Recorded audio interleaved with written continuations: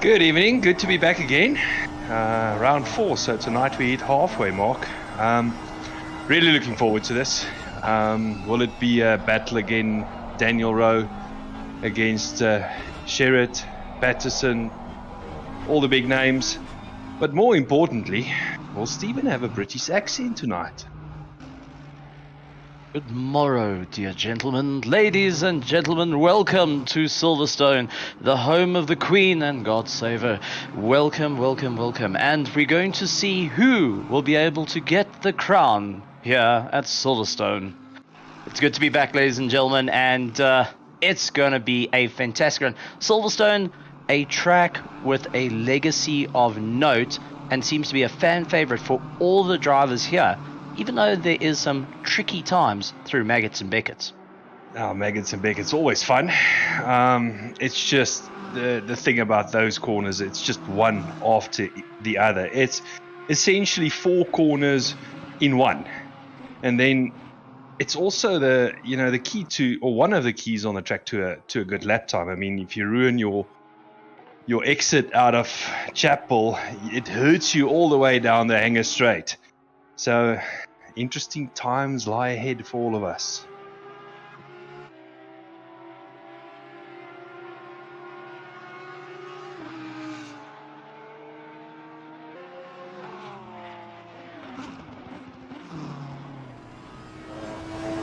I watched this lap a couple of times, and awesome to see how he can use the whole track. Firstly, going through Cops, and this is the part we were talking about now, heading down to Maggots and Beckets.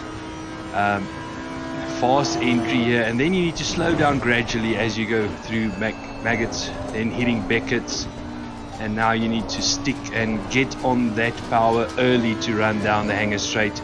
As you go onto the exit, start moving the car over gradually to the left-hand side, and now watch out for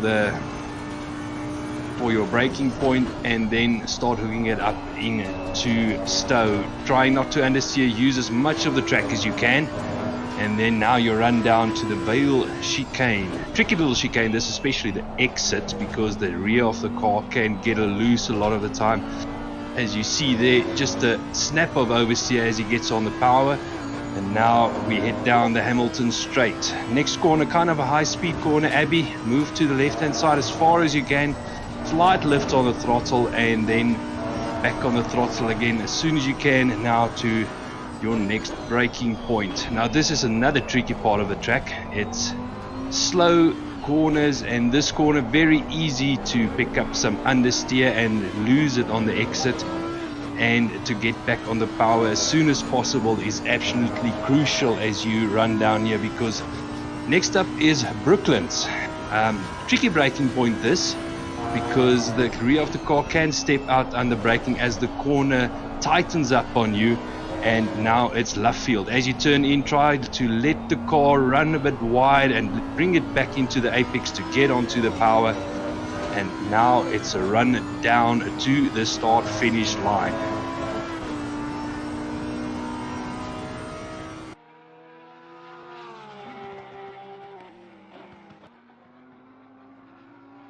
It's always interesting to see the different drivers putting in the extra bit of effort, and also getting to jump on board with them makes things a little bit more fun. I feel that it gets a lot more exciting when we get to see the guys doing what they can and how they can improve every step of the way.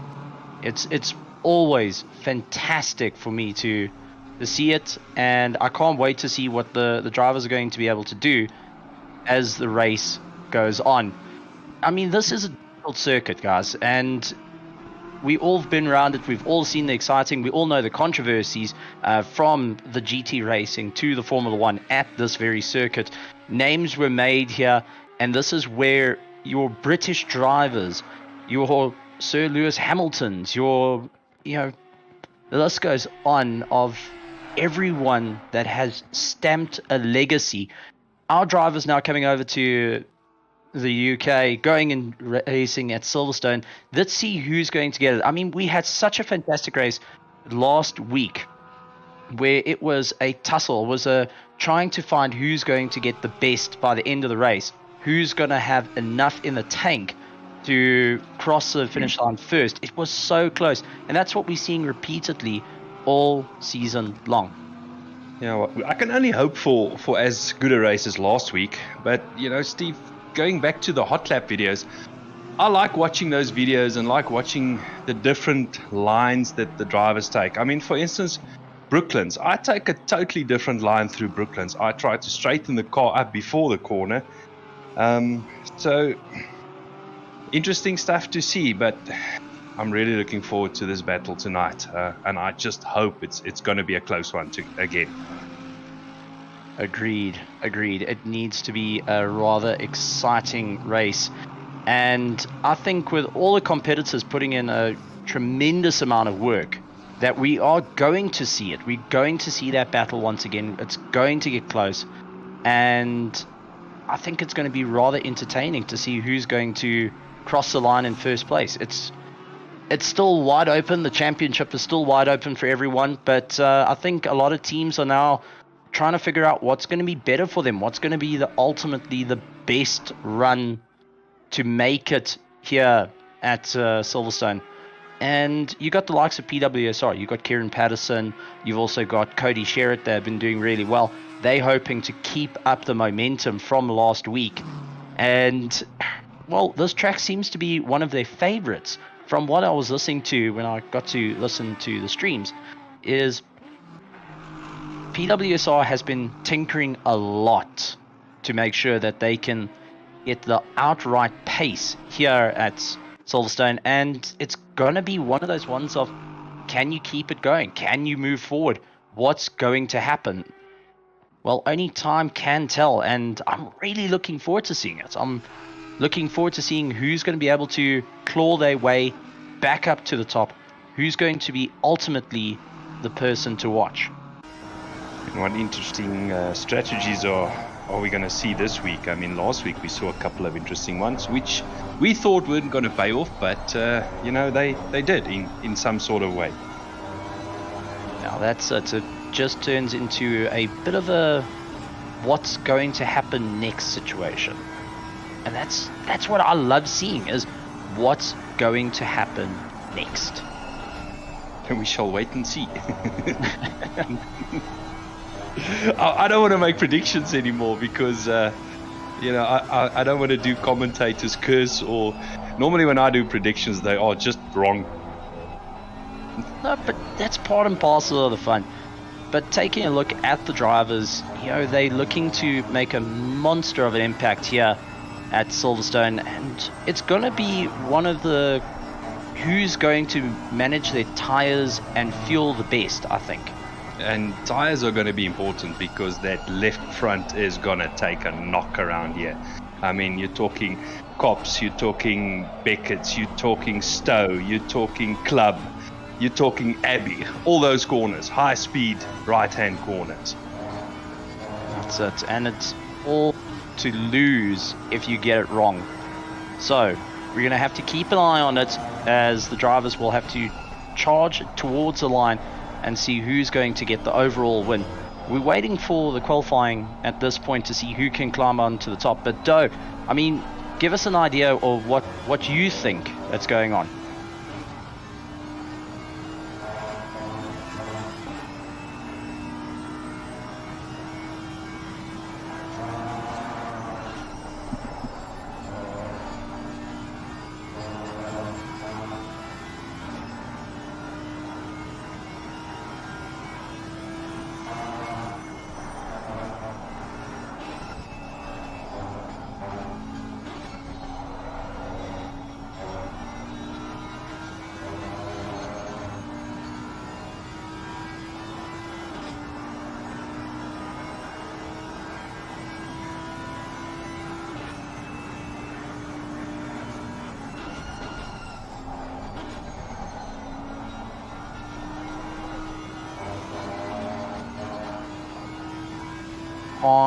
Can't wait. It's going to be properly exciting, as the drivers have to do everything they can. But as we know, here at Raceface, the races can be unpredictable. The guys have to be so cautious in the way they drive around the circuit, because they can go side by side, nose to tail, and it takes one mistake to send everyone back to the pits with a bit of damage. So that's what the guys have to be thinking about as they move forward. But let's take a look at who's where. Daniel Rowe in first place. We got Kruger in second, Cody Sherritt in third, Kieran Patterson in fourth. So the two teammates close together. Ryan Ottens. We've got Bago Hrobler in sixth, Sean Skitter in seventh.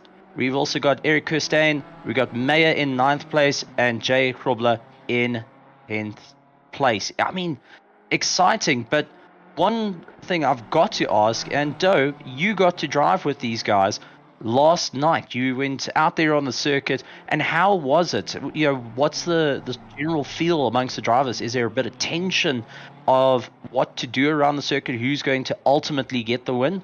Or was there a bit of use of strategies for our sprint series that's getting carried over right here to our main GT3 championship?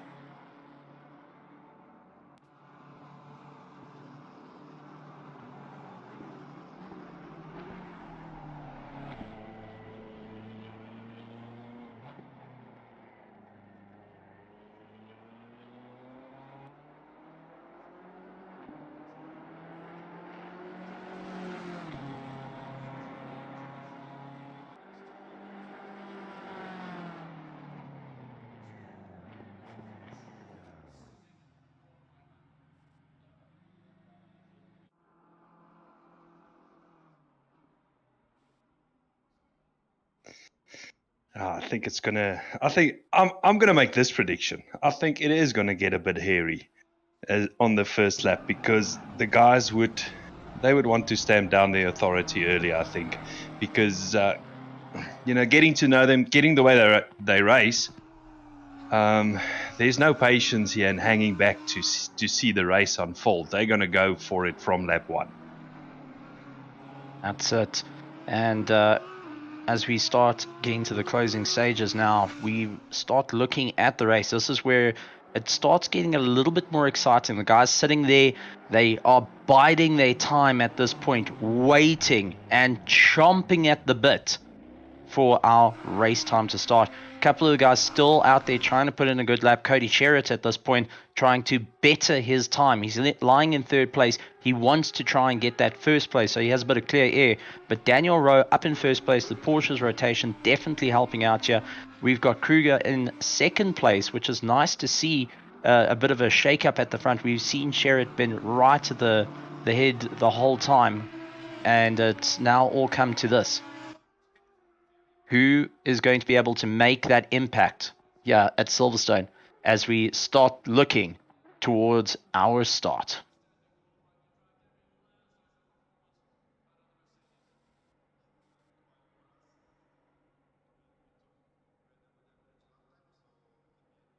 So, Janneman, what do you think the race is gonna be like if we get off to the start? I mean, who do you feel's got the advantage here? Do you think Daniel Rowe sitting in first place is going to have the advantage going into turn one, or do you think Kruger's going to have an advantage, or the likes of Kieran Patterson and Cody Sherritt, the two teammates close to one another? Do you think they're going to have a better advantage?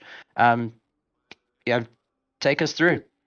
Gee, thanks, Steve. Just when I said I'm not going to make any predictions, now you ask me again to make predictions. Of course. Of course, we have to do that. Isn't that right, ladies and gentlemen? We have to try and set the guy up, whether it's going to be a win or lose situation. It is the chip challenge, and I'm sure that everyone sitting here is busy figuring out and has a bit of an idea of who might be the ones to keep an eye out for. Well, here's my prediction, and just because I know him, not personally, but I've raced against Daniel a lot. I know how Daniel races. I think he's going to go out guns blazing lap one. And he's not going to hold back and try and stamp down his authority early. Do not count out Bago Hrobler as well. I think Bago will also want to make his mark in the first couple of laps in this race. And I'm back here with you guys. Thank you, everybody. Everybody's been asking me to have a chat. I know the guys have been saying over to me and asking me for my opinion, and I've been talking away, and fortunately, Paul Gerber let me know that I was not being heard on the stream. Thanks for that, Paul. I hope I can be heard loud and clear now. Go ahead, gentlemen. Paul, you're meant to be racing, not going and listening to him. I mean, come now. But yeah, big thank you to everyone in the chat. We got PUKK110. Let's go, Aiden Russell. Andre Sodario, also great to have you back. Paul Herber's in the chat. And we also got Francesca as well. So very, very good. Lots of support for Aiden Russell, though. Very good to see. Robert Wentworth also saying good evening. And Gabriel DeSantos, good day. Good morning, good day, good morrows. Welcome to Silverstone, dear sir. It's going to be exciting. Gridding up, making sure your settings are all perfect. Your tire pressures are all good. You start running through your mind of, have I got enough fuel? Is my tires okay? What's the strategies going to be like? What do we have to do to make an impact here? Guys, I mean, this is a very tricky situation to be sitting on the grid and trying to figure out what's going to be the move forward. What do you think? You have got time to think about all that stuff. I just normally sit on the grid and hope I don't stuff this up. And talk nonsense to my teammates. Yeah, that's what we do most of the time, yeah. Wait, you telling me we don't have to talk nonsense? Damn. But yeah, Robert Wentworth asking what happened to Ottens. Well, Ryan Ottens, I'm not 100% sure what happened to old Ryan. That's a good question. Yeah. Maybe it's load shedding. We are at 9 o'clock, so it could be a situation that he was caught out by the load shedding. Yeah, it's unfortunate. We will be missing a couple of guys due to load shedding. It's a very real thing here in SA that we battle with, not entirely out there in the UK. But a lot of the drivers have made a plan to be there. I know of all the interesting things, and some of us just couldn't get an inverter in time, man. Yeah, it's a pity that we have to live with stuff like load shedding. But unfortunately, not all the guys racing at this level can afford stuff like inverters and generators and UPSs and so forth. So load shedding is something we have to live with. Interesting story that we might get to later when we had to try and explain load shedding to some of the UK guys. Yeah. That's it. Well, for our international viewers, load shedding is what you guys would refer to typically as rolling blackouts. So we have a bit of a problem with energy supply in South Africa from our national grid at times. And so what happens is they do a round-robin system of basically shutting the grid down in certain areas of the country, kind of a round-robin basis. So depending on your luck of your draw, and when it's your turn, your area gets shut down for a period of 2 hours, and so it goes through until about midnight. So yeah, that's in a nutshell what we have here. That's it. And tonight we do have not only our pros being streamed, we've also got our Pro-Am being streamed live with no commentary. So if you are wanting to watch that, I'm going to put a link in the chat so you guys can go and show your support to other drivers. If you can't see your friends here, they might be in the Pro-Am side as well. But, I mean, now the guys are on the formation lap, warming up those tires, trying to figure out what's going to be the best thing at this moment. What's going to be the best advantage? How are you going to warm up those tires, warm up those brakes, get ready to race? Yalaman, you're quite familiar in terms of trying to generate heat into the cars. What sort of things are you going to need to do around Silverstone to make sure you're set going into turn one? Turn one is not a very hard braking point. I mean, the first hard braking point of the lap, is quite far into the laps, but you would still want temperature in those brakes. I mean, the last thing you would want to do is not for the car to slow down. And as you see what the guys are doing here, they tend to accelerate and brake quite a lot to try and generate not only heat into the brakes, but some heat into those tires as well. I mean, you saw Daniel slowing down there and accelerated, and now he's slowing down again. That's purely for heat in the brakes and heat in the tires. That's it. And I mean, you go and talk to your guys quite a bit. You try and figure out what's going to be the best idea, what's the best strategies.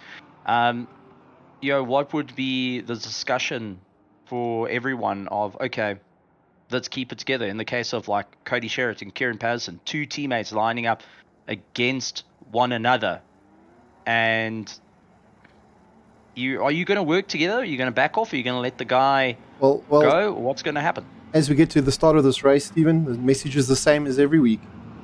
Keep it on the black stuff and don't break it. Break Fair it enough. nicely. Just don't wreck it completely, or if you're going to do it, send it.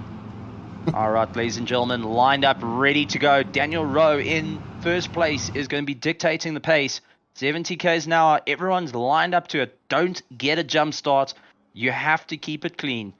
We've got Kruger in second place, getting chased down. We've got Cody Sherritt and Kieran Patterson third and fourth as they're lined up, ready to go. Green, green, green. Flag is out and away they go. Daniel Rowe going to the middle of the circuit, trying to close off Kruger early. Kruger going and stopping the likes of Cody Sherritt and Kieran Patterson. We got Krobler also trying to make up a bit of ground. He's trying to force his way through, goes to the middle of the circuit, but gets swamped as they make their way through. Maggots and Beckett. Sherritt trying to hold on as tight as possible to Kruger at this point. Kruger fighting it out for the Kinetic Simworks Racing Prism team, now losing a little bit of time to Daniel Rowe. So Daniel definitely got the jump, as you can see, weaving down the straight, trying to keep in that slipstream or trying to shake your competitor out of the slipstream.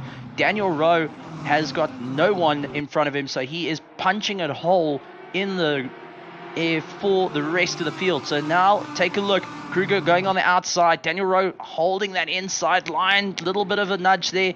Not too bad though.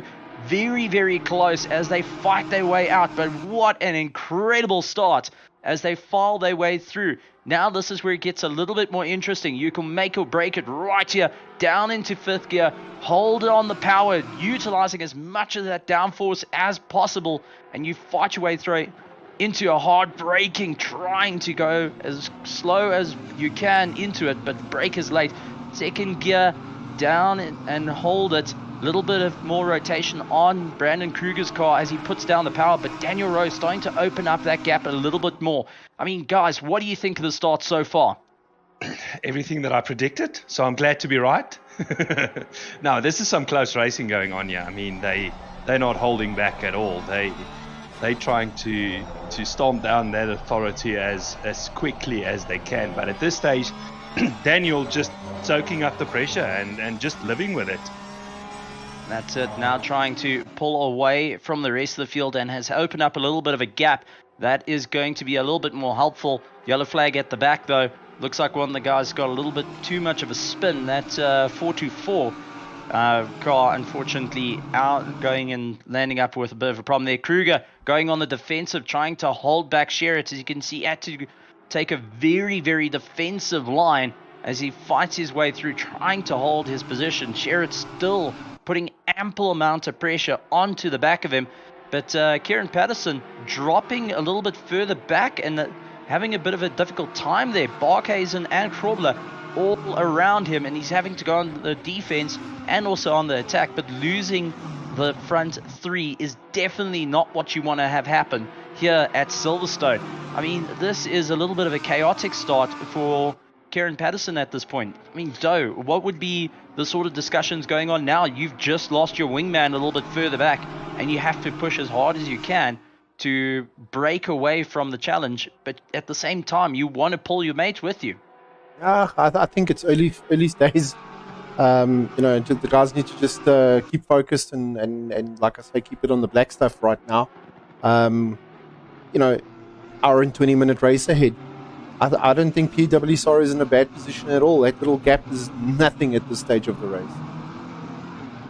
That's it. It is going to be interesting. Aiden Russell making up 2 positions in lap 1. So Andre Serradio busy telling that. So thank you very much, Mr. Serradio, pointing it out. And 2 positions, a lot of the guys battling out. Bago going very deep on the inside, late on the brakes, but just couldn't make it stick. But has that killed his drive? Because Mayer now starts coming around and trying to get close to him. But Mayer loses out as well. And that allows Skitter to get even closer. I mean, this is absolutely madness. You can pull out of the toe, but will it be the right time to do it? Pit window is now open, which now tells everyone they can start making their 2 mandatory pit stops from now, which it does look like LaRue pulling into the pits. He's getting his first of his pit stops done and getting it out the way before they keep going. So it's very, very interesting at this point. Interesting to see whether the guys are going to do the same strategies as they have done in the past 2 races before this, where, you know, they go to do that first stop quite early in the race. Going to be interesting to see what the guys do tonight. Also with this track, Janeman, you'll know left-hand side tires take a absolute beating. Oh, bit of contact at the back there, and that looked to be Kirstein and Skitter having a bit of contact a little bit further back. So if we can see that, let's go have a look in that replay.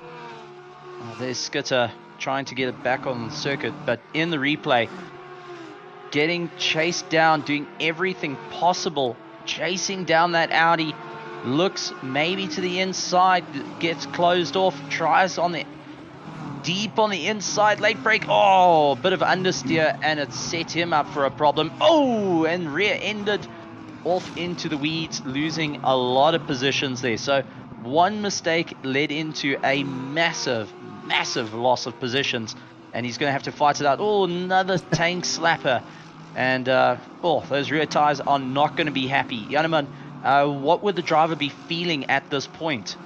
As soon as those tires overheat, Steve, it will be like driving on ice. Oh. And it's going to take them a good lap or 2 to cool down again.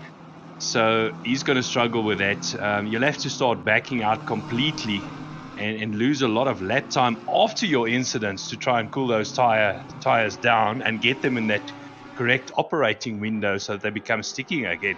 Because essentially at this stage, they've become balloons. That's it. Bego Krobler on the charge, lying in 7th place, going after Krobler in that Porsche. So let's see what he will be able to do. He's trying to draw him in every bit of time and just losing out a little bit through the corners. The Porsche seem to be a little bit more comfortable compared to the Audis. So the Hybrid Academy driver really needs to push hard. Cody Sherritt in the tow now, looking to go after Kruger once again.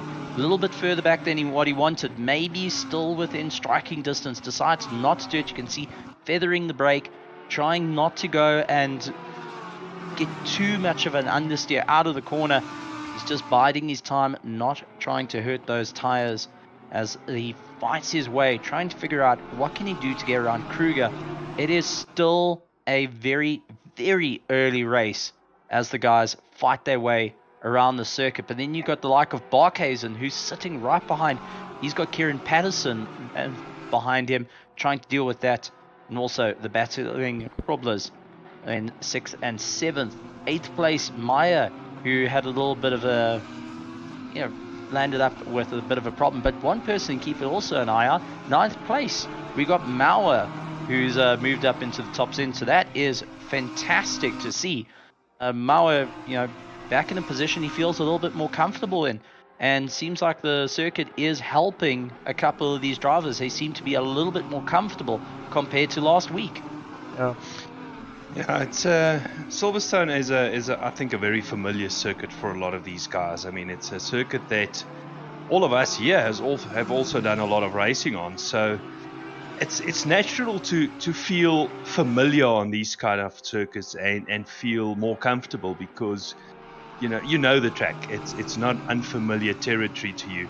But I think looking at Sherritt sitting behind Kruger, I think at this stage he's just biding his time a little bit because he will know that if he gets past Kruger, he will sit in that sandwich between him and Daniel Rowe, and that's not necessarily a place that he wants to be at this stage. Well, also to keep an eye out, we got Morgan McCall, who started a little bit further down the order due to a computer crash, now in 13th place. We've also got Russell, who is in 15th place, trying to claw his way up. He's right behind Fenter, trying to do everything he can to get around him. So it's good to see a couple of guys that had difficult starts to the race, now starting to move up throughout the race. We've got Kirstein in the pits. We've got Skitter in the pits as well. So 2 more cars doing the mandatory pit stop. They have to do 2 pit stops, ladies and gentlemen. And it's all about when are you going to do it? How much you put fuel in for your stops. Did you go a little bit lighter? So your first stop, you're going to just fill it up right to, go a bit heavier. What's the sort of ideas that can come out of this? And Doe, I mean, what is the sort of strategy that can come from this? Do you put less fuel in now for this first sprint just to try and break away from everyone, get a little bit more separation here at Silverstone?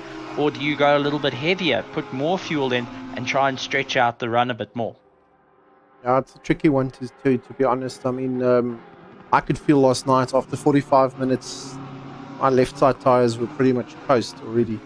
So I think if you're going to try and stretch it too long in the first stint, you're going to run into issues with your tires. And I think we'll definitely see tire changes taking place tonight. I can't see the guys finishing the entire race on one set. Yeah, I just can't see that. I don't know what you think, Janneman. No, be brave. Do it on one set. No, I agree with you. But for me personally, we were talking fuel levels. It's a very risky thing if you're not in the top 3-4 to go for a light car at the beginning of the race, because if you get stuck in the middle of the pack, and if you are middle of the pack, you're essentially going to run slower than what you can run. So you might as well fuel it up and see how far you can go. But top 3-4, most definitely you can go for a light car because it will give you an edge over the rest of the field in the beginning of the race. Morgan McCall going off circuit and coming back on. Definitely going to get a track limits warning there, but let's see what happened. Trying to go a little bit hard, goes over the curb, just at tail end sneaking out and off. Not a place to run side by side. No, and unfortunately got the raw end of the stick there. So Morgan trying a little bit of a ambitious move, but unfortunately got a rubbish result out of it. Now back on the charge. He's looking to get past, hard on the brakes. That big Mercedes just lumbering around at this point. The ATK sim racing driver trying to make his way around the circuit, getting cheered on, but is not going to have the easiest time because Matsamami is in front of him in the Porsche and doing a fantastic job, and you can see trying to go and snap that toe. So the Apple Porsche of Cabello having a great run at this point, and also allowing Fenter to start closing that gap between himself and Morgan McCall, and also pulling along Pillay as well. Porsche is looking really strong here this evening. I mean, we've got 4 of them here in the top 15 cars, so seems to be a strong choice here at Silverstone. I'm actually quite surprised with all the high-speed straights and things like that. The Porsche used to be quite, not a good car on tracks that are high speed with long straights. Very impressed to see that.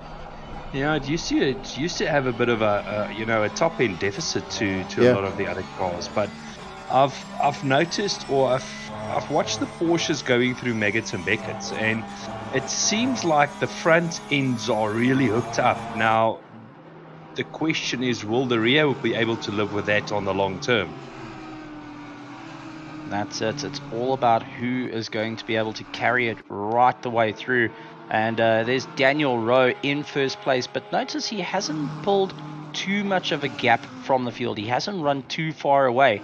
He's just got enough space to be a little bit more comfortable in his position away from Kruger, but cannot come off the gas at any point as he's getting chased down by Kruger and Sherrod, who are in their own little battle. A little bit further back, we've got Kieran Patterson and Krobler having a bit of fun there, along with Bago Krobler trying to close down. So, I mean, lots of 2-3 car battles that we're starting to see as the race progresses. I mean, this is what's fantastic to see. The guys keeping that move the whole time. Then we've also got Mauer in 9th place. And I see there's a lot of people that are going and supporting. We've got Let's Go KLM.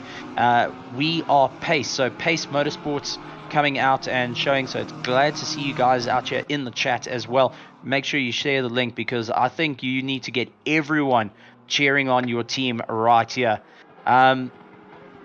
Robert Wentworth saying, why can't we see the splits? Well, I'm sure that Doe can help you with that to see what the splits are. Thank you for pointing that out to us. We'll fix that right away. I'm starting to wonder if, sorry, Steve, I'm starting to wonder if Daniel is actually going flat out here, or is he also playing a bit of a waiting game and keeping some reserve in the tank? You know, just looking after those tires and not maybe go as fast as he can, or at this stage just going as fast as he needs to. Now, it's a very tricky one, but I mean, putting in a good time at this point. He's running 1.3 seconds ahead of Kruger. He's got that bit of spacing, but I think he's actually pushing that car, trying to break away, do everything he can to get away from the rest of the field, so he has a little bit more of a comfortable pit stop. I mean, we saw him last week. He had to fight tooth and nail to try and open a bit of a gap, in the last race. So let's see if he'll be able to do it again. Then you got the likes of Cody Sherritt, who's constantly hounding, putting lots and lots of pressure onto Kruger, but Kruger's soaking up. That BMW is not going anywhere, folks. No, he's occupying that space for the time being, and I think he's going to make it pretty difficult for Sherritt to get past him. And we also got the likes of Bago Krobler, who is having a bit of fun out there. Bago has done quite a bit of racing, from iRacing to ACC to AC, and really showing the Hybrid Academy Apex team, doing them a huge amount of fun around the circuit, and also some great show out here. So well done to him. He's been a solid performer throughout the season, but let's see if he'll be able to carry it through. But I'm going to have a little bit of fun. Guys, what do you think the fastest lap time, the record around Silverstone? What do you think the time was? I hope my previous Googling I've just been doing in the last 5 or 10 minutes or so, it was accurate, but I think it was in the region of a 157.8, around about there, being the fastest that I could see. But I don't know, I mean, I may have made a mistake there, but from what I could see, a 157.8 or 9. Okay, and Yellowman, your thoughts? Fastest, you're purely talking lap time, not specific type of car. No, GT3. Yeah. Oh, GT3. I can pull a Formula 1, but I don't think guys are doing 157s around the circuit. Yeah, that's why I said, in the 120 somethings. I would say 156.9. All right. Well, in 2019, Silverstone International GT Open Round had a Lamborghini Huracan GT3 Evo by Norbert Seider doing a 158.1. So keep that in mind, guys. Let's see if the sim racers will be able to get it. Morgan going on the outside. Cabello going defensive. You can see a little bit of tank slapper. Oh, Porsche. Unfortunately doing a Porsche slide. But what a place to catch a slide there.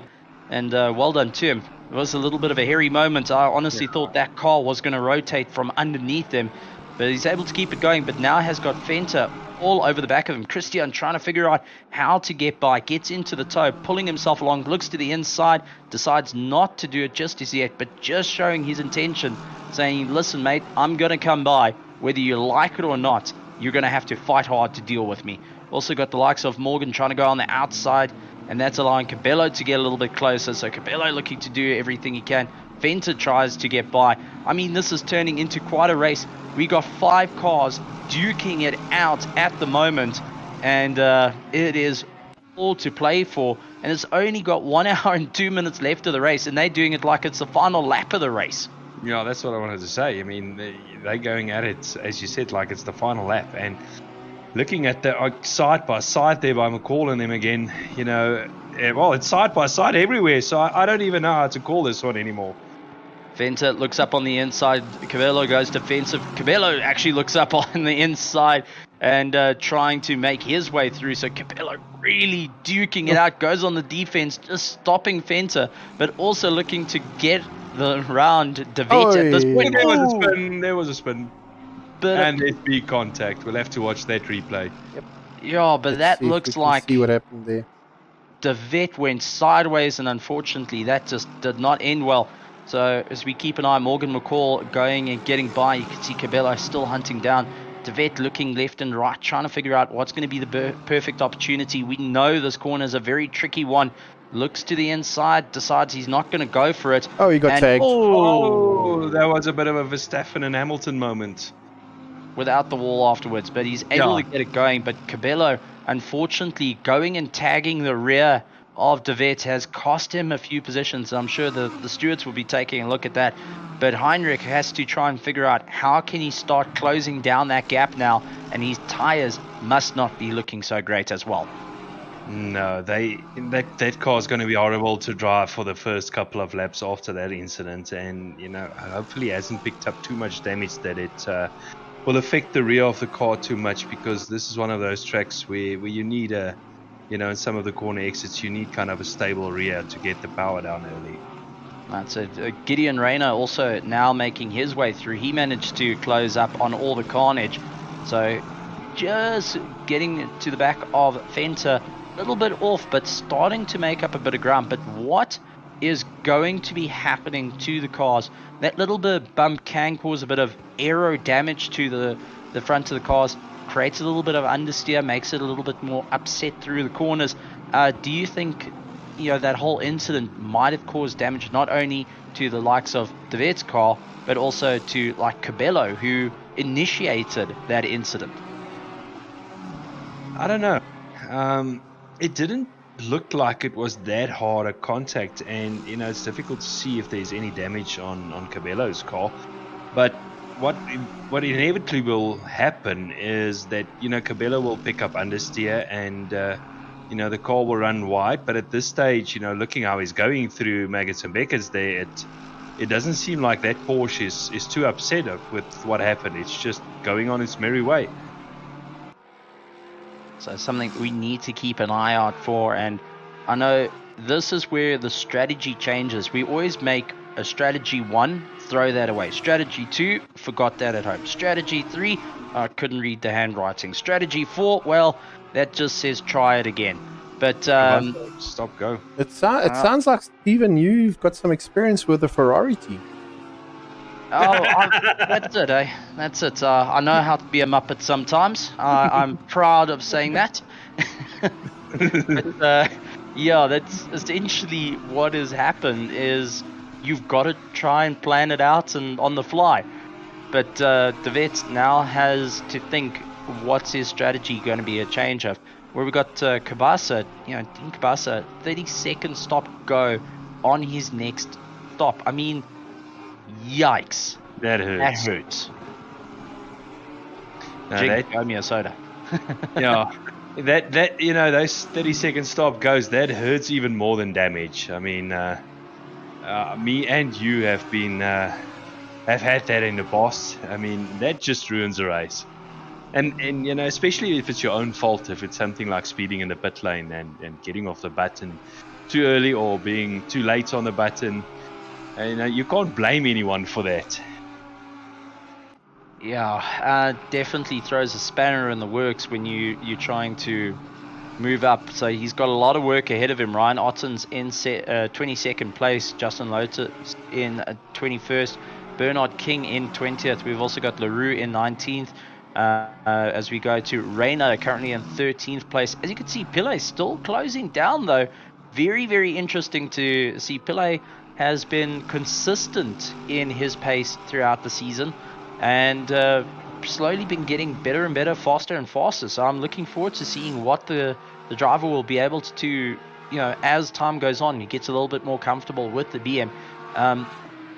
It's gonna be a very interesting thing. But Doe, you got to drive the Honda, and as we know, mid-engine vehicle loves corners sometimes a little bit too much. What do you think as time goes on, the tires start to fade? Everyone with the Audi, the Porsches, your McLaren and your Hondas, what are they going to be feeling? Is the car going to be a little bit more difficult to deal with, or do you think they'll be fine? Look, to be quite honest, I mean, last night my race here was a bit of an arrive and drive situation, so not a lot of setup time went into the car, and in fact, the aggressive setup on that Honda produced terrible understeer, to be quite honest with you, in the corners, right? So for a mid-engine car, I was a bit I guess it's explained by the fact that the engine sits in the rear. You know that you're going to get understeered. So, yeah, I don't know. You know, the only thing I picked up there was, like I say, that front left. It really takes a hammering on this track. So, eventually, I think the guys will start feeling it, and you know they're going to be forced to come in for those tires. At least one set of tires will have to be changed. Guys, go out and prove you wrong by not changing tires. Yeah, that's what I wanted to say now. Yeah, they may try it, but I just don't know if that's going to be a good call. I think you may be able to keep it on the track, but I think you're going to get very slow. I think what might be a thing that they might try and do here is see how long they can run the cars before they start losing lap time. And that will dictate when they change the tires and how many sets. I very doubt if there's going to be anybody that's going to change tires twice. I think it's going to be one change, and see how late into the race you can change it. Pillay getting a little bit more pace through Maggots and Beckett's was a bit more set up compared to Reino, who was chasing after Fenter, and that you can see how fast that BM has closed up. But unfortunately, losing out. Seems to be a little bit more happy through Maggots and Beckett's, but through the tighter parts of the section of the circuit, it doesn't want to play nice with him. And that's allowing the likes of Reina and Fentas to start pulling away. I mean, you're having that constant rubber band effect. Get close, go away, get close, go away. And it's a little bit frustrating because you're following another car's lines to the T.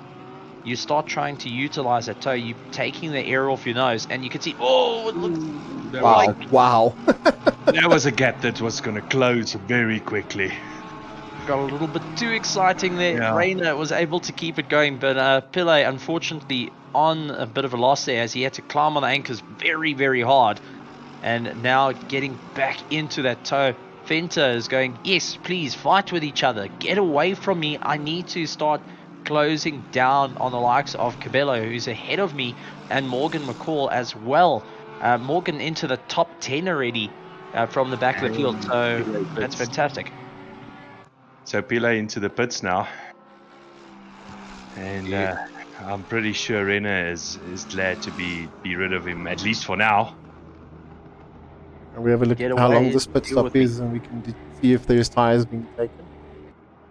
Well, the Hybrid Academy driver pulling in Sujin Pillay, going and having a bit of fun out there, now has to pit absolutely perfectly, no stress. As we wait, looks like it's getting a little bit of a fuel chucked in. I don't see the car going up on the jacks. Nope. So that I guess means no that, tires. Yeah. Yeah, no tires. Put a bit of fuel in. 150 rand. 93, please. That's 93? You're not even going for 95. Yeah, oh man, that's too expensive nowadays. Steven is cheap here. Steven is cheap. Yeah. It's like cheap fuel in his race cars. Did they cut your fuel budget or what? Oh, it's expensive nowadays, guys. You budget cuts, budget cuts. You're running the same slicks you ran for the last 4 races. But Robert Brentworth going and saying Devin Dalport doing his first time in Pro. Yes, the season was Devin Dalport's debut run in the Pro. He's lying in 23rd, doing everything he can to try and move up through the field. So it's good to see drivers coming up into the Pros and also putting in that extra bit of work. We saw Devin last race, unfortunately, falling off a circuit more than once, but was able to keep the car out of the wall, wasn't too badly damaged. But I've got to say, the ZAR Racing team, this livery is just properly stand out compared to the rest of the field. I was about to say, that is a really good livery. You're not going to miss that one. And if I remember correctly, he designed this himself. Designed it, put it on the car, and doing everything he can. So, good to see. Lying in 22nd place. Well, I think it's a good effort. He's done one pit stop already. So that has maximized his pit stops at this point. 51 minutes to go. Now you start thinking when's going to be the next one. JC Krobler into the pits. He's in 16th place. Gets on the power. And I saw tires being taken there, I'm sure. Old JC and a name everyone is very familiar with, not only because a very quick sim racer, but also not afraid to let you know his Speak feelings. his mind. Yes. But also encourages people for extra bits of driving, make sure that they have a little bit more of an understanding, not afraid to go and help people in the setup work. I've been very fortunate to have JC go and show me a little bit of setup work on Assetto Corsa, and he goes through it. He makes sure he talks to you, how you feel with the car, what you're feeling with the car. So it's always fantastic to see the guys reaching out to the community, reaching out to the little bit of the slower drivers or the newer drivers that are battling to get to grips. The pro guys lending a hand out there. So JC, one of the guys that's able to do that, and also in the PWSR car versus the likes of his previous time was in retro racing with Jason Isherwood. JC was actually out of the racing for quite a bit of time. I think he took a break for a while, so it is really good to see him back there again. The vet trying to make up a bit of ground. He is chasing down Polani. Koketso in 13th place, looking to try and run away. So glad to see the Mercedes also getting a bit of love out there, with having two Mercedes out there. But the vet, unfortunately, old Heinrich has got a few scratches on his car from his spin and a little bit of contact that ensued. Looks like the car is still okay. Kieran Patterson of the PWSR team having a good bit of fun. Bernard Barkhuizen soaking up that pressure, and Kieran is just laying it down, trying to figure out what can he do to move forward. What's going to be the next step as he fights his way around the circuit. And I'm sure he's in constant communication with his team up and down through the field, trying to figure out when is going to be the perfect time to do their pit stop. I see that Audi of his of Patterson getting squirmy out of the corner there as he's now running wide. So he's definitely going flat out to catch up to Barkhuizen and try and create a pass on the rear end steps were out there. So I think he just needs to calm down and try not to push that hard as we've seen him pushing through these past couple of corners. Just trying to keep it all together. It's all a rhythm circuit. I feel Silverstone is one of those, you got to just find your rhythm and keep it going. You got to just not worry about the guy ahead of you or the guy behind you. You need to concentrate on your rhythm, otherwise you're going to battle there. I've just taken a look actually to Kieran Patterson's car as he pulls into the pits. I think tires are gone on his car, so I think he's going to change them. But no, he actually doesn't change his tires. I've just taken a look now onto his stream. He's not going to change his tires by looks of it. So you are living in the future. I am living in the future at this point, guys. But it's very, very interesting to see how these guys are relying on their traction controls to try and stop it from swinging around the whole time. So very, very interesting to see constant changes up and down your traction control and your ABS as they go through the lap, going up one, down one, up one, down one. I'm sure that all the drivers are doing that to just try and keep the cars a little bit more settled, moving the brake bias a little bit as well, just to make it a little bit more comfortable under braking as time goes on. I mean, it's a very difficult thing. I know we've all had those moments where we're trying to figure out what's going to be the next best step, how are we going to do it. Gets very busy in the car. For GT3 cars, we usually just set it up, traction controls already set, ABS is set up. But these guys are constantly throughout the lap changing those different systems and changing their brake bias. Honestly, I battled to do that. I really can't put it together. Janneman, what is your thoughts on this? It's a rhythm that you get into. I mean, a lot of people have asked me when I race, how do you know which gear to be in? And actually I don't. Because you get into that rhythm, you go down the straight, next braking point is 2 clicks down, and you go out of the corner, and the traction control and brake bias changes, they start working into it. So for instance, as you come out of this corner, you would switch traction control 1 down to get better drive out of the corner. As soon as you're up a couple of gears, you switch it 1 up again. So yes, it does get busy, but it's a rhythm that these guys practice hundreds, if not thousands of times over to get into that rhythm. And then you get so used to it that you don't even think about doing it anymore. And I mean, Doe, your thoughts onto this of, you got to race with guys, you in communication with your sister team, the Hybrid Academy, as Team Tryhard. I'm sure this is a constant thing where the guys do talk about the changes throughout the race as the progression of the race happens. Stephen, I wanted to actually say and give you a short answer there to say that what Janaman was just explaining about the ABS and TC and things being adjusted. For me, that would just cause a typical blue screen of death, which means I'm going to be putting that car into the wall. It's like you're going to go farming at the farm. Yeah, boy. Yeah.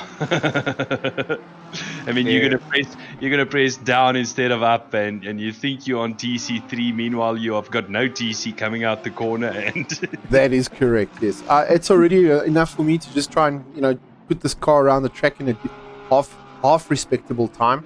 If I still have to go and adjust TC and things on the fly, it's not going to happen.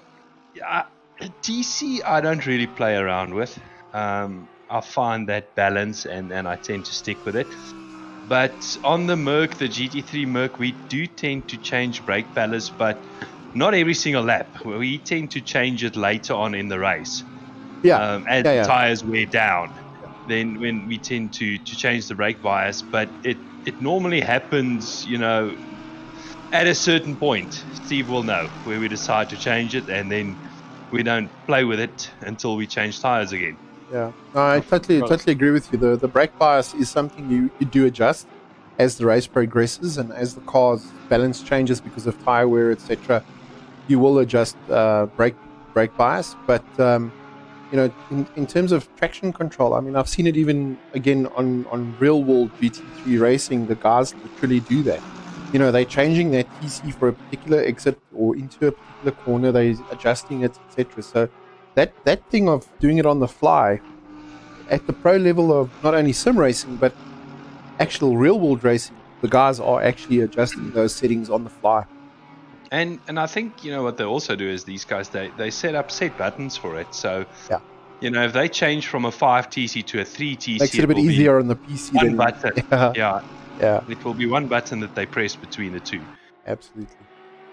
That's it. And as we take a look, Dvet's still chasing down, pushing hard to try and close down the gap to that Mercedes just ahead of him. And you can be sure a little bit frustrated. I had to check out what happened earlier in the race. But guys, we've down to 43 minutes left of the race. I mean, time is flying by at this point. And we still got guys that need to do 2 pit stops. And we saw this last week where it was getting very close, and the guys literally did a run, stop, run the whole time trying to maintain the position. Do you think that is the right strategy at the moment? And I'm going to give it to our car on the circuit right now, which is Cody Sherritt and Kruger, as Cody. And as you say that, he comes in for that pit stop. Scrap that, Steve. Next question. Okay, for Barkhazen. It brings me back to what I said earlier. It might be that they are running up until the point where they see lap times drop, and that will dictate to when they're going to pit. Yeah, but they've also got to look at how much time is left, because the pit window is only 38 minutes left of the pit window. If you pit outside of that pit window, your pit stop does not count. So you've essentially got 37 minutes to go. I'm sure there will be a minimum time left to pit, but let's say for instance they're going to try and push it till 30 minutes. If they reach 30 minutes left, then they'll pit. But if the lap times start going before then, and this was kind of a long pit stop for Sherritt, so I wonder if they were I think was tyres. I think he took tires there. I could see at the end there the car coming back. Yes. I think so. Yeah, I think tires were taken, and that's what kind of what I said earlier. Here at the 40 minute mark, the tires are pretty much done. So you were pretty much spot on. Yeah, which means, For now. for now. The other guys are still happy with the times that they are running. Well, having said that, most probably half the field will pit on the next lap, so that remains to be seen. And I mean, as I look up and down the timing boards here, everybody already is in the region of a second and a half a lap off their fastest pace that they've been. So that's quite a big deficit. So I do think tires will be taken. Or maybe the top guys are playing the waiting game. Sherritt was really the first of the top 5 or 10 to pit. So maybe they were waiting for the first one to budge. Yep. Because now they know Sherritt, or I'm sure they would have had the information that Sherritt most probably took tires, so he's going to be a lot quicker on the track now. So do you want to risk losing more time, that he's going to be now a second and a half quicker than you maybe? Yeah. Well, I think one thing, there's definitely communication amongst teammates, but like you got Daniel Rowe out here. He's running Hunt Solo at the moment away from the field. Kruger a bit far behind. So Kruger's pulled into the pits, getting his pit stop done and dusted. So Daniel Rowe's just trying to open the gap a little bit more every time he comes around the circuit. So I'm sure that there's a little bit of a discussion going on of, well, what's going to be my time to pull in the pits? Is it going to... am I going to dive into the pits now? Am I going to wait? Everyone else is pitting behind me. I'm sure that he's got a crew chief in his ear saying car behind, pitting, or letting him know about the competition that's pitting behind him. And you start thinking, am I doing a good enough job to pull away? Is it going enough? So, as you said, half the field now into the pits. And, Kruger getting a stop-go 30 seconds after his pit stop. Ouch, ouch, ouch. That's going to hurt him. Cody just too eager on that pit limiter. Or going into second gear.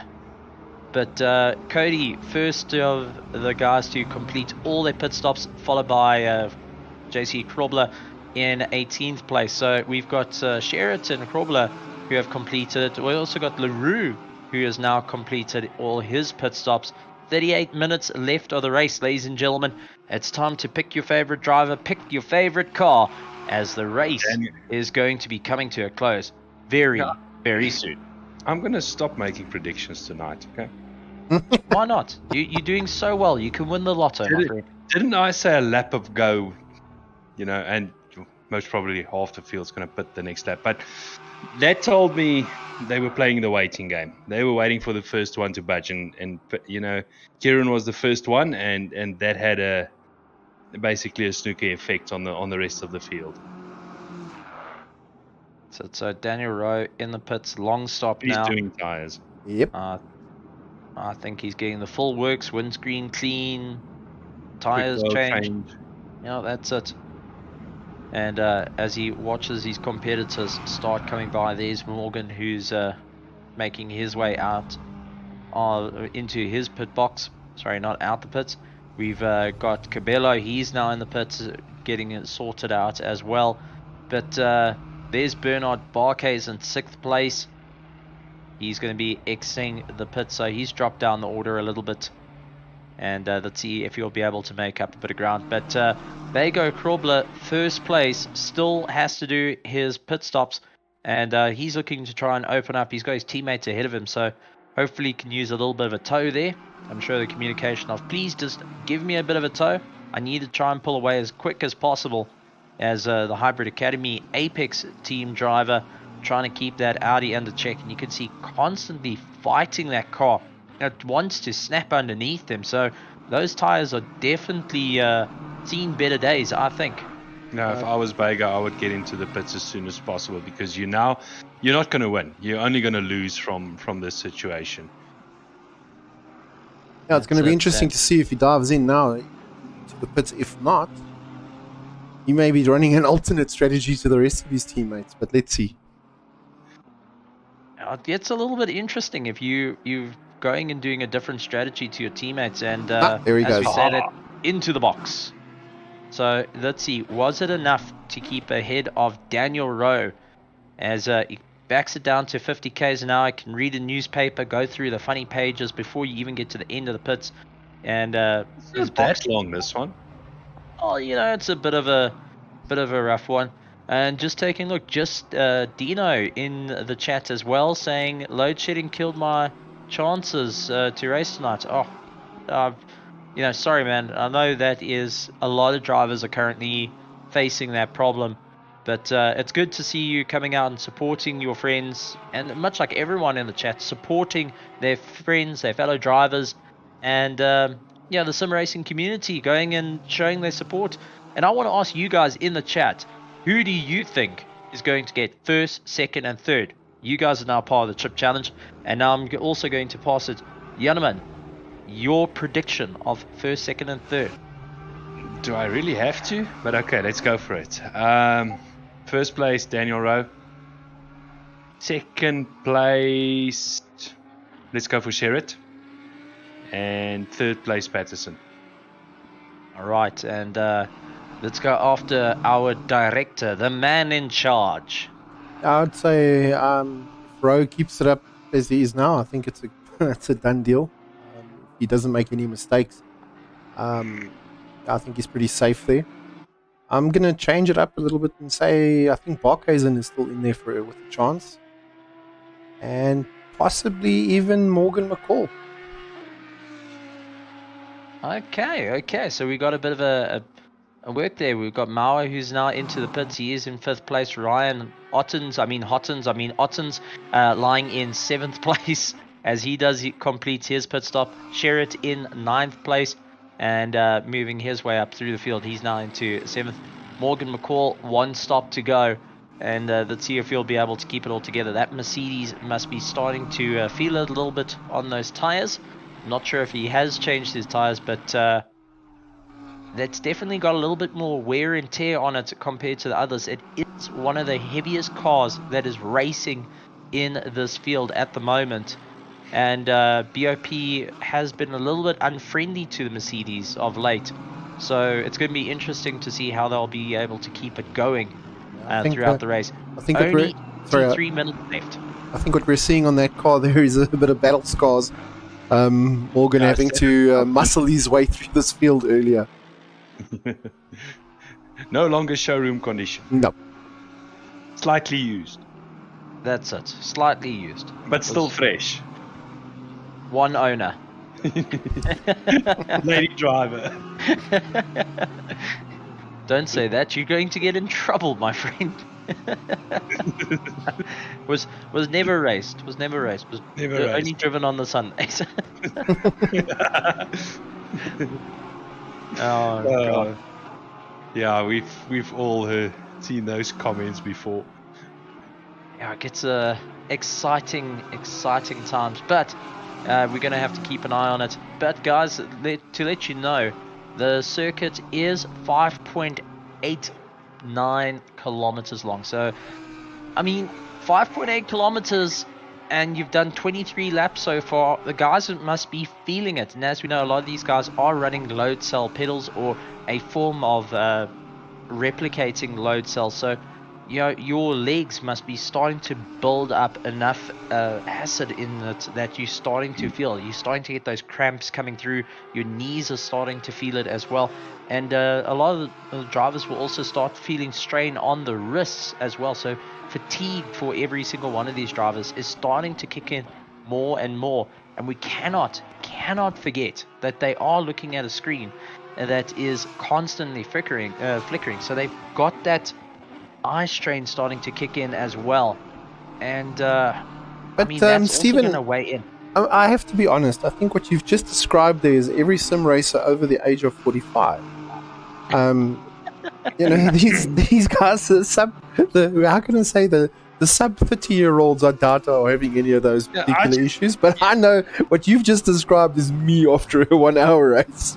Yeah, I mean, I wanted to say to Steve, Steve, the worst part for me is that part between where it starts hurting and where I lose feeling in my legs. As soon as I start losing feeling in my legs, then it's fine. Then I can carry on for 6 hours. Yeah. Well, this is it. The guys are going to have to battle through that. So we got to bring in the human element now as well, because it's not only about it's not all about the machine and the teams. It's also the human element of the driver having to work his way through. And you can be sure that these drivers are starting to feel it as time's gone on. Yellow flag is in the sector though, so you can see yellows being waved. And that is Devin Delport that's actually towards the wall. So what on earth happened to Let's Delport? see if we can have a look at that. So I wonder if he lost it a little bit. But Rayner up into 10th place, chasing down JC Krobler, doing everything he can to try pull him into check. So Delport into the pits. But let's see what on earth happened that he was off the dirt. So making his way around, keeping it all steady. Aston doing what Aston does best, and being a solid platform for all the drivers. Really pushing hard. Gets it into the corner. A little bit more rotation. Here comes the Porsche. And that looks to be the little Apple Porsche. Oh, Delport struggling out. Ooh, contact. And that was contact. Slight touch against the wall. So, And then he decided, let me go do my pit stop. yeah, at that point you're already pointing in the direction of your pits, but a bit of contact there unfortunately has set him back. He was getting a little bit of blue flags waved at him, tried opening the door a little bit more, but unfortunately the car just wasn't agreeing with him, and the contact caused him to spin. So not the way that you wanted to enter the pits, but hopefully you can make up some ground as they make their way through. Rayner though trying to get round JC, doing everything he can, looked to go side by side but just couldn't get the power on early enough to get ahead of JC.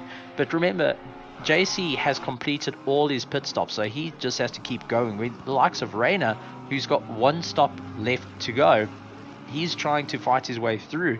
So what do you do at this point? Do you rather know that you got one stop to go, let the guy go a little bit, do your stop and not worry about it, or do you push hard to get around? Well, as I say, that dives into the pits. Never mind. Next one. That's it. It's honestly been a very, very interesting run for all the drivers. Rayner now dropping into 11th place, going to be falling down a little bit further. But Daniel Rowe in first place, he still needs to pit. Koketzel Polani in 19th place, still needs to pit. Van der Merwe in 18th place, also still needing to pit. So a couple of guys leaving it till the last minute. 28 minutes left of the race. Guys, it has been such a busy race here at Silverstone that time has flown by. I mean, I just want to get your guys' thoughts. Yanaman, what's your thoughts on the race so far? Yeah, as you said, very close racing throughout the field, and the time has just blown past us. I mean, it really doesn't feel like these guys, have raced for almost an hour. To me, it feels like the race just started. We just got going, lap 2, lap 3. That's about where we are at the moment. We've got Nicholas Manuel in 23rd, also part of the ZAR Racing team. So he's having a bit of fun out there. Doe, what's your thoughts? I mean, the racing has been nose to tail. What's your thoughts so far? Well, my thoughts so far are, I'm looking at the timing here and the gaps, and I understand Rose still has a pit stop to make, but he's got a healthy 19-second lead. So I think this race is pretty much in the bag for him, except for commentator's curse. But let's touch wood. If he can keep it clean, I think he's got this in the bag. And beyond that, I still believe McCall and Johan Krobler might still be in it here with a shout. That's it. Any complaints can go to Team Tryhard Racing for commentator's curse. can make it We out had to nothing to do with it. that. Not us. We're not the ones. Nope. But yeah, as you said, Daniel Rowe, ahead of Bernard Barkhuizen by quite a mile at this point, but still needing to pit. So is Bernard Barkhuizen, Bago Krobler, Morgan McCall, Kube as well in 5th place needs to pit as well. So the top 5 is still needing to finish up their pit stops. Oh, and that looks like that was one of the ZAR team, and I think that was it Lotus? That was in the car. As we're watching our leader come through. Yeah, it's just a replay of that, so let's have a look at that. He went past all of the carnage where we saw the BM parked off on the side. And I think what happened is it just rotated just too much. Oh, it was actually a contact. And that was Lotus. So there was a contact, but I actually want to bring that up because those two drivers, Justin... Was it? No, it wasn't. Lotus? No, it wasn't. No. It was. Jason McGregor. I think it was. Yeah. So let's have a quick. All right. Yeah, there it is. So yeah, a bit of a turnaround there. So Jason McGregor actually causing the contact there. But I want to point this out over here. Waited. He waited and let the position go back. Now, I know that we need to talk about sportsmanship, and this is definitely it. You caused a bit of carnage, you hurt the other driver's race, so you get off the racing line, you park, you let the guy get back up and go and give back the position as per the rules. But also it's a bit of etiquette. You say, listen, I made the mistake, didn't pass you fairly, let's rewind it, let's work it back and go from there. So I have to take my hat off to the drivers for doing that, because, well, a lot of people tend to forget it. So, for you guys, well done. Honestly, you definitely get a star in my book. So, well done, Jason. Stephen, the only thing is I'm going to now have a bit of a debate with you, right? So, okay. I have a very different viewpoint on the whole waiting for the guys type of thing, and I mean it's up to the driver to make that decision, and it's really his own decision, and I mean it is in fact it's not, as part of the rules, a requirement for you to do that, right? So it's really a driver decision that he makes to decide, okay, that I made a mistake, I'm going to let the guy get his position back. But in the reality, for me personally, it's always been a thing of, it's almost like a get out of jail free card for the guy that makes the mistake. You say, oh, I pulled over and I'll let you take your position, but he's already caused damage to my car. He's possibly cost me a position or two if someone has passed us during the collision. So to me, it's always been a thing of saying, rather use the stewarding, that's available, go and log an incident after the race, do whatever is necessary. But I don't know, the whole pulling off and letting people go type of thing, to me, it makes it so that people can, they can cause a problem, and it's kind of seen as, well, I'll let you go back, I'll let you go past me, so we're all happy and loving each other again. So I don't know. What is your thoughts on that? I agree with you up to a certain point. I will wait for a guy if I feel it was my fault, all things aside. But if I feel it was your fault for the contact, I'm sorry, I'm not going to wait for you. Yeah. I can vouch that's he my does honest that. opinion, bro. I can vouch Janeman does that after he stuck me in the wall. But I feel that it's actually a good sportsmanship. It doesn't protect you from the stewards. Let's be honest. The stewards would be still looking at it. You can still put in a protest or whatever, incident, but it lessens the animosity, the harshness. Yeah, it lessens the harshness. And Also, you got to remember, these guys are friends. They're talking to each Yeah. other after the race. They're saying, hey, listen, we had a good race. You don't want to leave a race with a bitter taste. You don't want to leave your fellow competitor with a bitter taste in his mouth. So, you know, my eyes is, I would be moving, but at a slower pace. I would be off a racing line, a little bit of a slower pace. If I see you catch up to me, I'll let you go. You know, right, let's wind it back. Let's try it again. I know that the stewards are still going to come back at me, but at this moment right now, it's showing the respect to the fellow sim racer. So Yeah.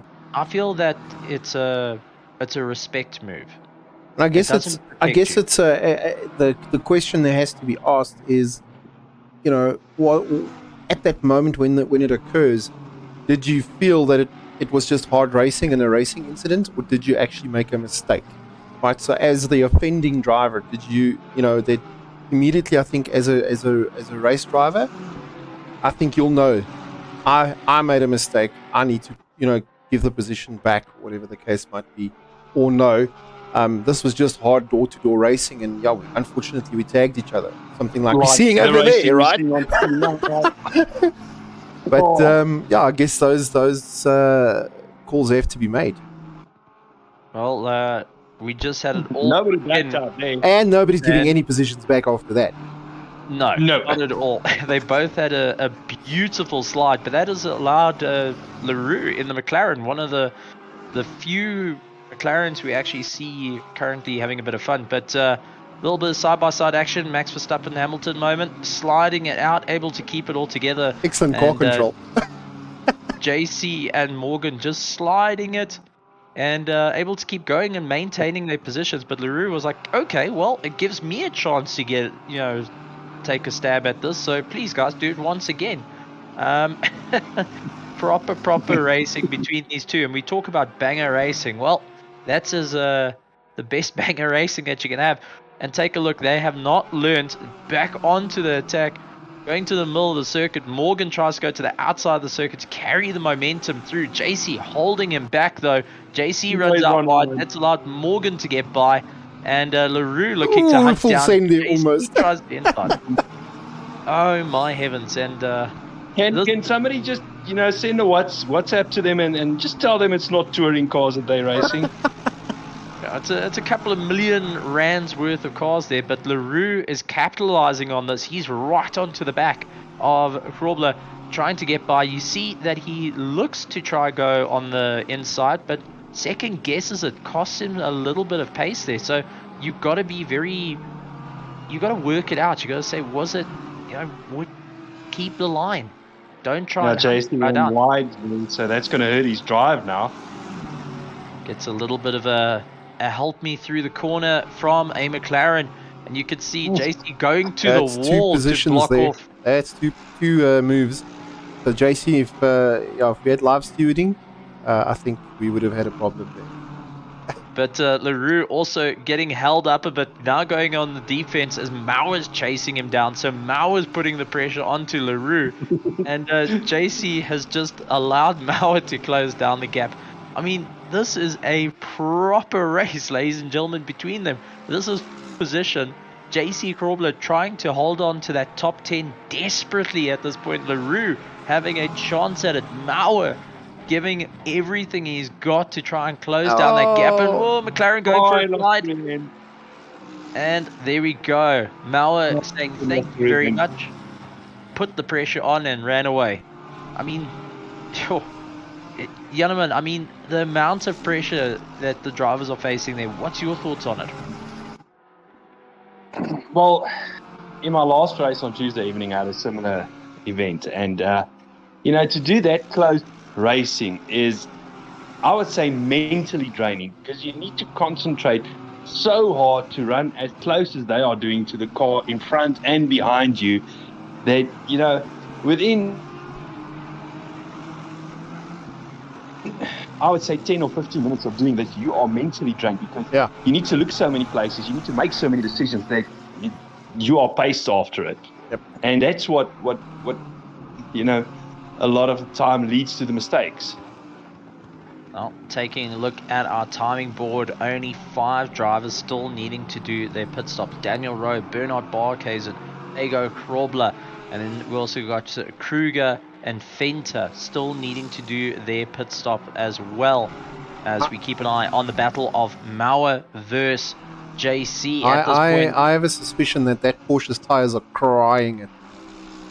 Oh, okay, that was a little aggressive.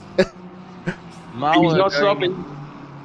Mauer going and using his elbows there. JC losing out 2 positions and now has to try and battle it back, but is definitely not going to be having a twinkle in his eye at this point. You know, again, something that is open for debate here, right?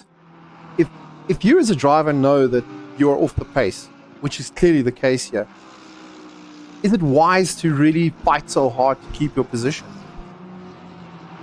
Well, what I tend to do is, yeah, go first, Steve. You know, this is what I'm looking at is you trying to hold it towards the end of the race, but taking a look, Mauer just turned hard into him. Sure, no, I mean, the mistake was made, right? But that, I guess also the driver behind is getting impatient with the fact that you are effectively blocking. I mean, you're that slow that you have to be going and weaving across a track to kind of keep your position. I don't know. What do you think? Don't think you've hit blocking just yet. You going and fighting, yes. You know you've got a problem, and well, you've got the Grim Reaper sitting at the door, but you know you're still fighting for position. You're not. You can't give in so easily. Maybe you can give a little bit more room if you know you've been beat. Much like playing chess. If you know that you're done, you can concede, you know, or you can fight it until your king has been taken. And in JC's sense at this point, he's fighting tooth and nail with that car. He wants to maximize the points. He doesn't want to say, well, you're slightly quicker than me, please come by, because no, absolutely.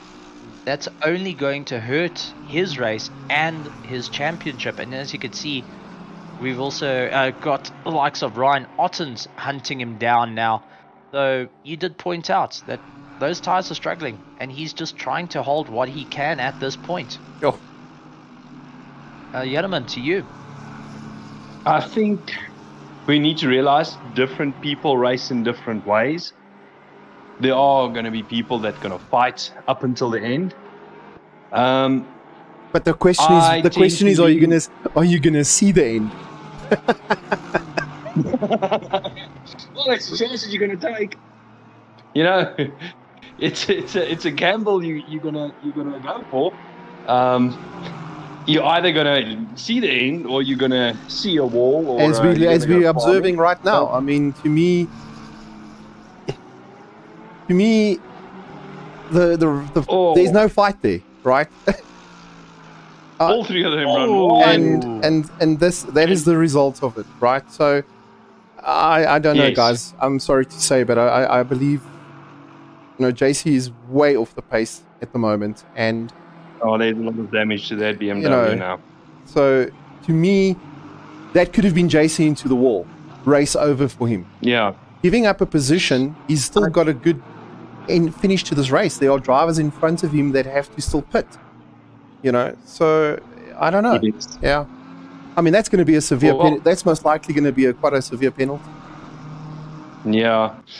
Now, what I still wanted to say is, I tend to lean to the other side a bit. If I know, you know, I don't have the pace to fight guys, I tend to make life a little bit difficult, but let them go, because I know it's only going to hurt my race even more to try and fight these guys, because I can't. I don't have it, you know, I don't have the pace to fight them. Yeah, you know, this is the difficult thing. You can stonewall it as much as possible, but you got to know when you beat. Absolutely. You've got to reach that point where it's like, okay, you've bested me, but my heart goes out to Ottens there, who's done all these pit stops, now has to do some major repair work to the front of that car, and it's just compromised his positions. I mean, it's There's another a rough one.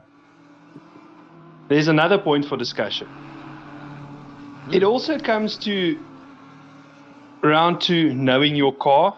Yeah. Oh, as we see Nkube on wide there.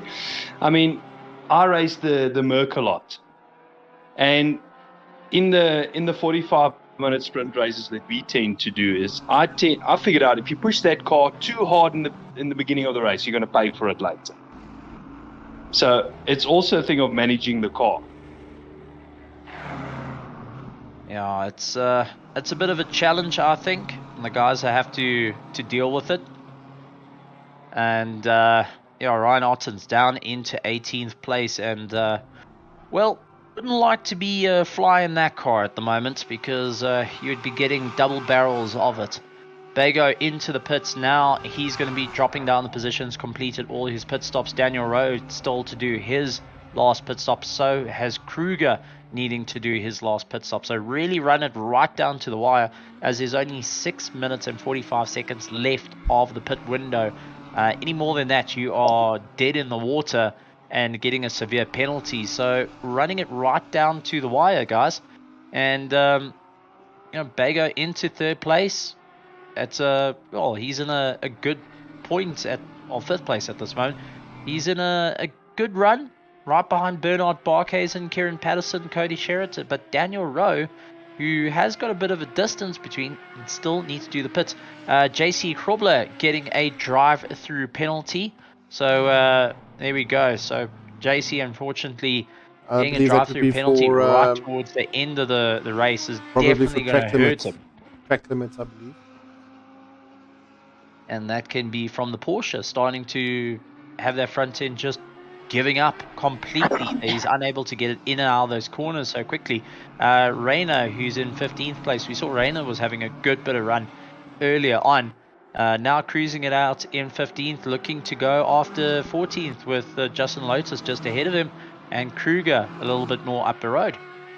And another point that we could maybe also open to the chat in the stream. It would be interesting to get their opinions. But Stephen, you're a real world race driver. Do you think that the driver would have done what was done there in terms of being slower than the other guys, but being really, really aggressive on the defending side of things, if it was really an 8 million rand race car and there's the potential of death if you hit a wall? Right?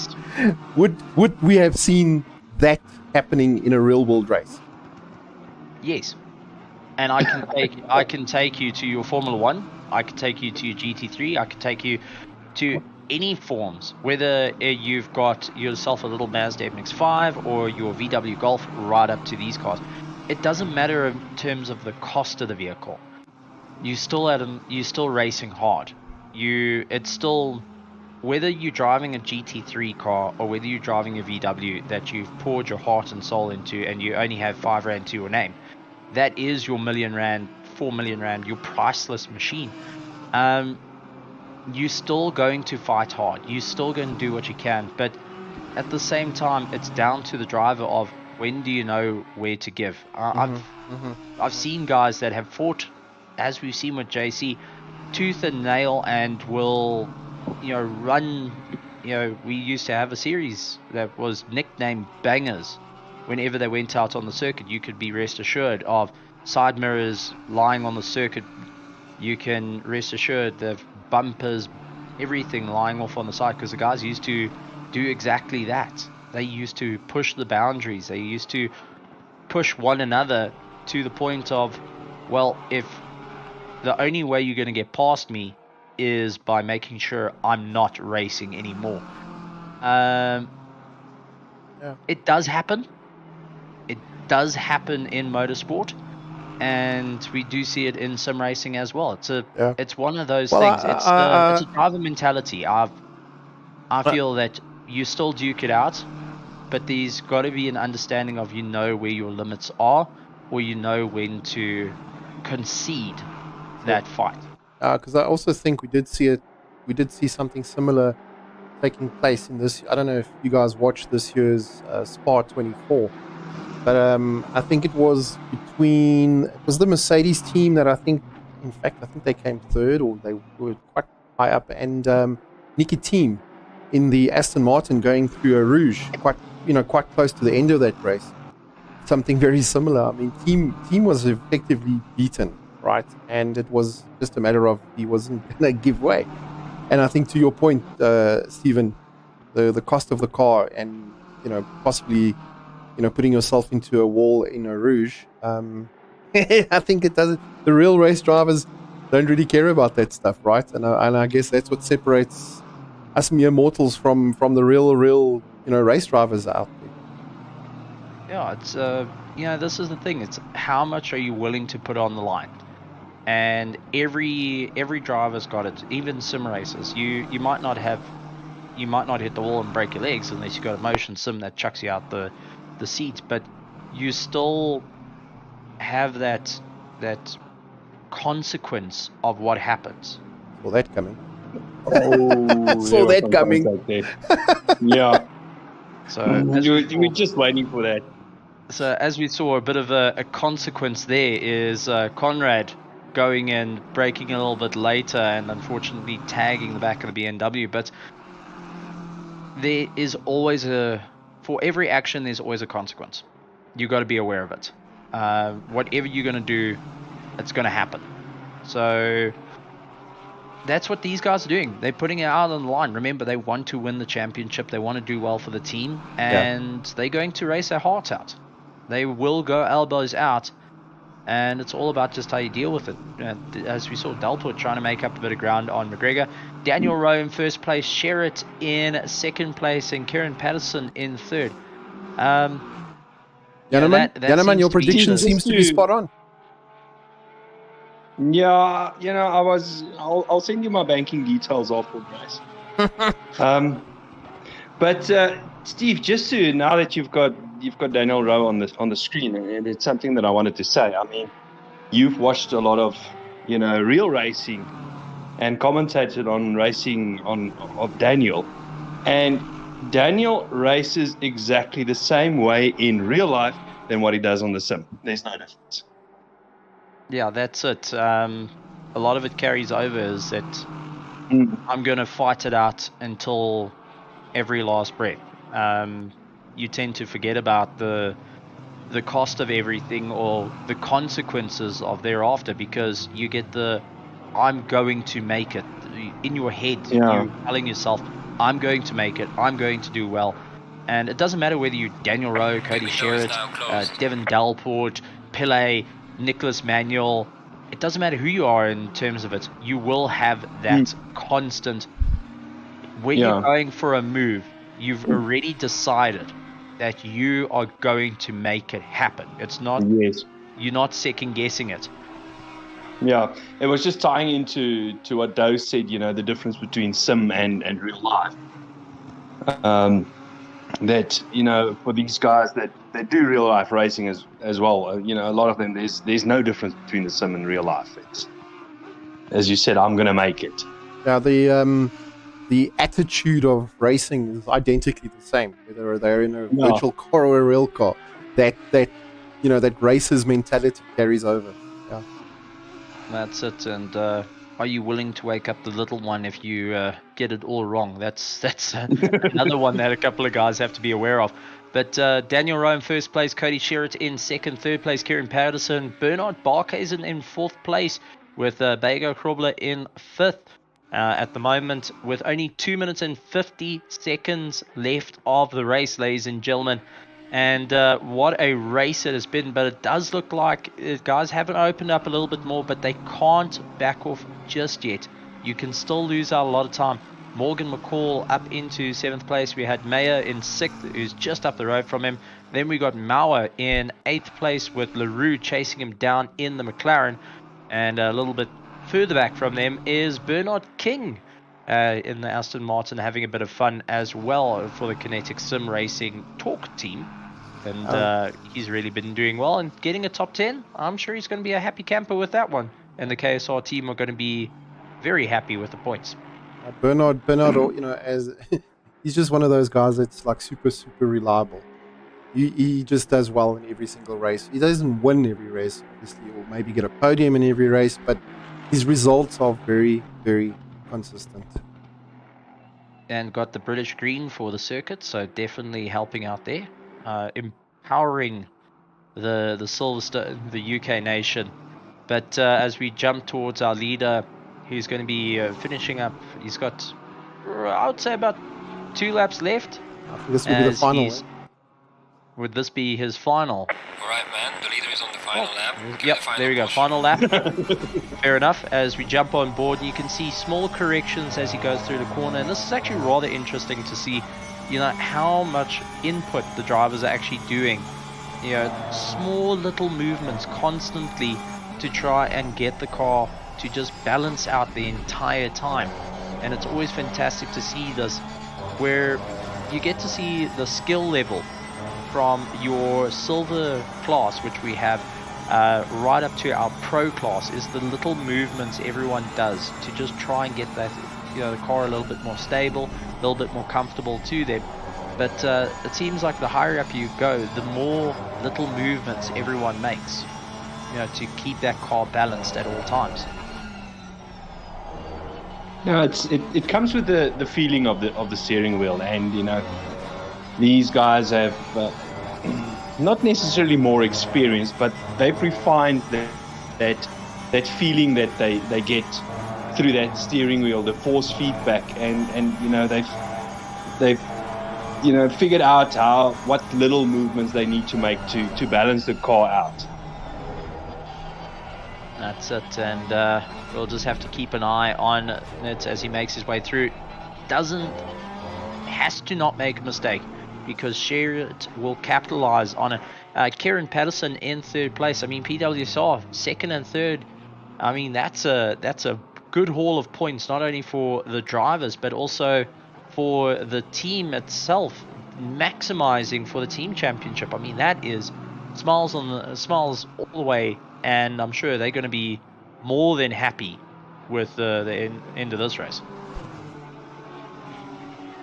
But as we wait for Daniel Rowe, comes by, there's the checkered flag, lights flashing. 1st place goes to Daniel Rowe, which means Cody Sherritt, if he keeps it all together, which I think he's going to do, will be taking 2nd place here at Silverstone, and 3rd place will be going to Kieran Patterson, as we see a couple of cars moving off the line. Their race is done and dusted. I'm sure they ran out of fuel, and Kieran going and twitching the car all around. Here comes Bernard Barkhuizen, and well done to him. He's going to be in 4th place. Bego Frobler in 5th place. He laid a hard charge, took a gamble, and it seemed like it all paid off for him as he comes across the line here at Silverstone. Next up will be Mayer. So Henry Mayer going to be more than happy with that as he comes booting across the line with Morgan McCall chasing him down. Mauer in 8th place. LaRue would be finishing up in 9th place. Bernard King at this point will be finishing up in 10th place. Remember, this is the provisional results. I know our stewards are going to be a little bit busy, and thank you to our stewards. I mean, it's a very thankless job. You get more abuse than anything. Heinrich de Vet in 11th place after all the chaos that he's been through. Brandon Kruger in 12th place. We saw him have a bit of a fun time with goes and sticks it in the wall while busy. Now you see, would he do that if it was an 8 million rand car? Well, if your steering disconnects, yes. Kruger in 15th, Rayner in 14th, Justin Lotus in 13th. Here comes Penta, JC Krobler in 17th after his drive through. And you can see that Porsche looking a little bit worse for wear, getting chased down by Nicholas Manuel, who will be finishing up in 18th position. Nicholas, though, is still going to try and battle it to the line. Wow. Looking to go side by side, but just didn't have the pace to get by. Pillay in 17th. We've also got Volskink in 18th place. And surprisingly, didn't see JW Volskink racing this time around. Devin Delport in 18th place. Then we've got Sean Skitter 19th. Kabasa in 20th. And 21st goes to McGregor. What a race, ladies and gentlemen. And it has been a very, very exciting one. Guys, what's your thoughts on that? Let's just have a sum up of it. Janneman, your thoughts? Well, it's over too soon. We shouldn't be done. We should be halfway by now. Yeah, again, very exciting race to see how the guys mixed up the strategies, and how one pit stop can have a snooker effect on the rest of the field, causing them to pit. So from a strategy side, very interesting race and very exciting race. I mean, we've just had exciting races so far, and looking forward to the next. Yeah, no, absolutely. I thought this was a very good race, and I have to commend every single driver on the track here tonight. I mean, we were expecting a bit of chaos maybe in lap 1 and 2, or, through the various sections of the track. No incidents whatsoever. Really, really professional driving on those first couple of laps. So well done to everybody on the track. And overall, I actually thought we saw some really, really good racing from everybody. So yeah, well done. Oh, that's it. But there can be only one winner. Daniel Rowe getting the crown this time here at Silverstone and walking away with the first place. And next up is Hungaroring. Same time, right here. So make sure that you subscribe to the channel, hit the bell notification icon as well to be notified when we go live once again. Hungaroring for round number 5. Ladies and gentlemen, boys and girls, it's been an honor. Thank you very much for inviting us into your homes. And big thank you to my co-commentators, Janneman Press and Doug Herber, for all the hard work. Also, a big thank you to all our Raceface officials, our drivers, and also to you guys, the fans. So we'll see you next time. Same place, same time, right here at Raceface.